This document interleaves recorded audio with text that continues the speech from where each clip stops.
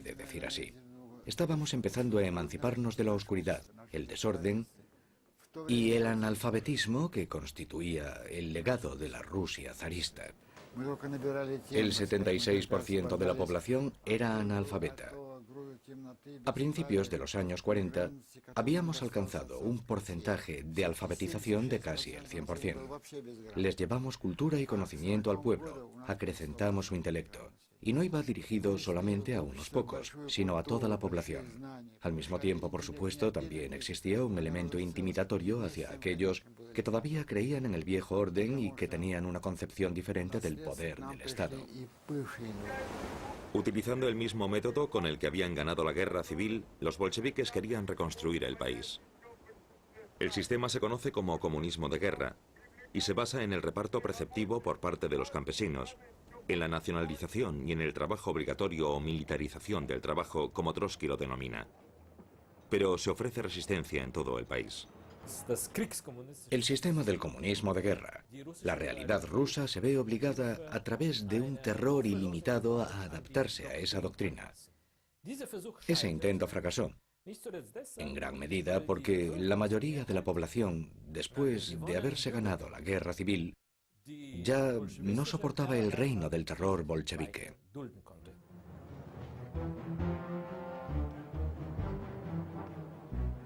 En enero de 1921, los trabajadores de Petrogrado inician una huelga. El gobierno responde con ley marcial y se producen arrestos arbitrarios en masa.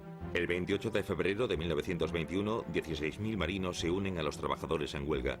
Apelan al pueblo. Ha llegado el momento de quitar de en medio a los comisarios autócratas. Todo el poder para los soviéticos, ningún poder para el partido. Los huelguistas piden el fin de la opresión, del terror y de las detenciones. Piden que se restituyan las libertades conseguidas en la revolución. También las elecciones con votos secretos, la libertad de expresión y la formación de otros partidos.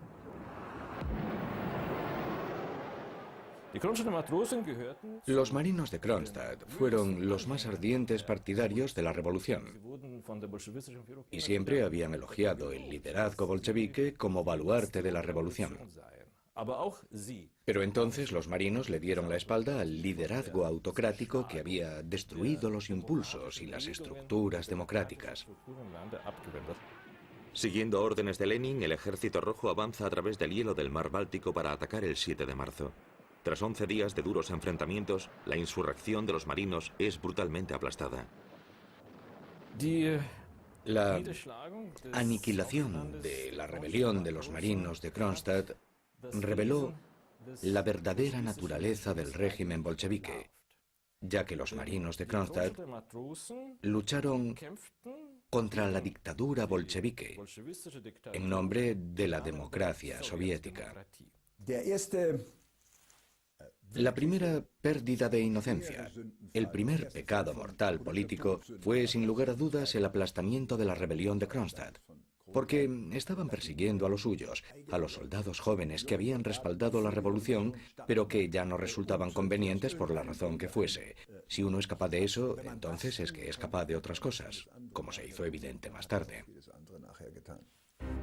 Trotsky observa el desfile que celebra la victoria sobre los marinos de Kronstadt. Muchos consiguieron huir a Finlandia, pero los que cayeron en manos bolcheviques se convirtieron en víctimas de una venganza despiadada. En los primeros juicios públicos de la reciente República Soviética, miles de ellos fueron condenados a muerte o a largos periodos de cárcel. El intento de introducir el comunismo de golpe había fracasado. El fracaso a hacer frente a las necesidades básicas de la población, el hambre extendiéndose por todo el país y el alzamiento de Kronstadt eran claros signos de crisis. Lenin necesita cambiar el rumbo. Al igual que su redistribución de la tierra en 1917 violaba los principios marxistas, ahora Lenin está a punto de realizar un giro económico con evidentes fundamentos capitalistas. Él creía en la teoría puramente científica de Karl Marx, que en realidad era una utopía. Pero eso solo fue hasta 1921. En 1921, Lenin invierte la política soviética, vuelve a permitir la nueva política económica, la propiedad privada, y pide a los ciudadanos que lo secunden, encontrándose con una gran oposición entre sus seguidores, Trotsky, Stalin y muchos más. Fundamentalmente se legitimó la idea del mercado libre y de la propiedad privada. Ambas cosas suponían la bestia negra de los marxistas ortodoxos. Por este motivo, muchos funcionarios e idealistas bolcheviques consideraron que la nueva política económica era un revés tremendo. Lenin intenta salvar la economía del país en el 10º Congreso del partido. Su nueva política económica, NEP de forma abreviada, es extremadamente controvertida. Incluso sus aliados más próximos recibieron su política con burlas mordaces. Tras un acalorado debate, Lenin alcanza, a pesar de la oposición, una resolución gubernamental. Dentro del partido no se tolerarían facciones diferentes. Oposición significa expulsión. La dictadura comienza ahora dentro del mismo Partido Comunista.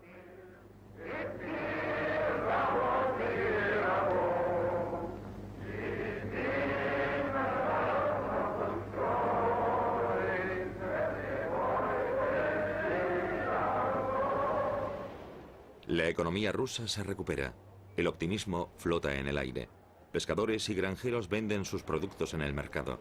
Ahora se pueden comprar cosas con dinero y eso se convierte en un incentivo para trabajar.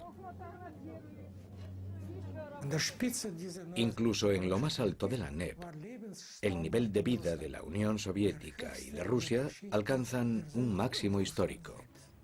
La bolsa y los bancos vuelven a abrirse. Lenin llega al punto de invitar a los capitalistas de Occidente a invertir en Rusia para ayudar a combatir el déficit económico del país. Debemos otorgar concesiones a la burguesía extranjera y al capital externo. Fueron las palabras de Lenin en la Tercera Internacional Comunista. Pero muchos de sus camaradas estaban convencidos de que la nueva economía de Lenin traicionaría los principios básicos de la revolución. ¿Y cuál fue entonces la reacción de Stalin a esas propuestas? Que eran producto de una mente enferma.